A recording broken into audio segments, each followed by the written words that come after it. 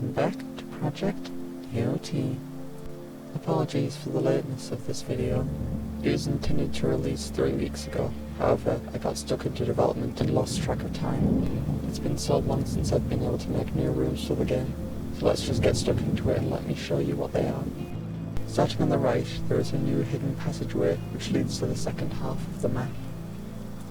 This new pathway contains lots of new mechanics, including quad cannons.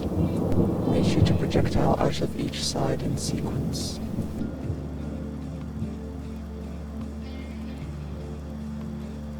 The second half of the room uses the new corruption mechanic. Once inside, it will slowly corrupt you, as shown on the health bar. If it reaches full, you take damage. Once outside of the area, the corruption will fade away.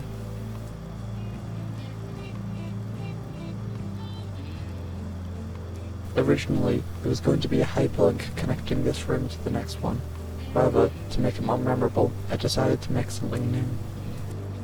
These blue boxes are cannons that shoot you over the gap. The mechanics in this next room were inspired by a bunch of different Mario games which have a similar mechanic, where when you jump, it switches the tangibility of blocks.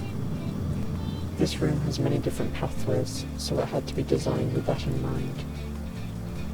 It also involves some puzzle elements, as you have to figure out when you can and can't jump to get to certain places.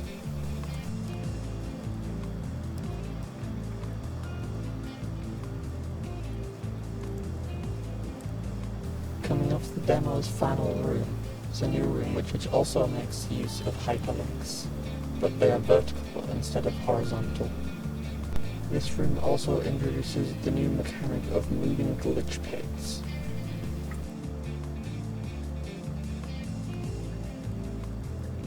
Most likely, the player will first experience the jump switch blocks at this point, which is why this area is designed to be safe for them to learn how it functions.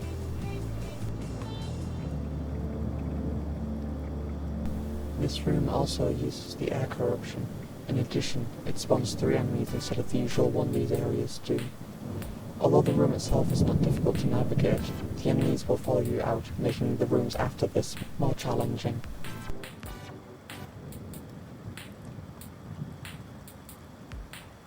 The last of the new rooms contains a new platform type. When you stand on it, it will either raise up or raise down, forcing you to move quickly across them, otherwise you won't be able to make certain jumps. Because this room connects in 4 different directions, there are many paths through it.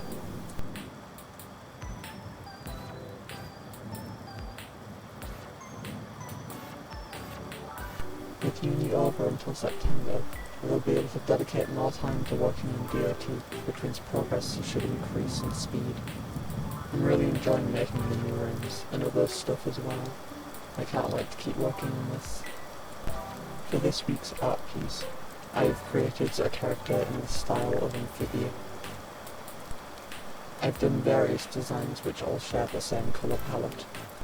Said colour palette was picked for no particular reason, don't worry about it. On an unrelated note, Happy Pride Month. Waning Crescent, signing off.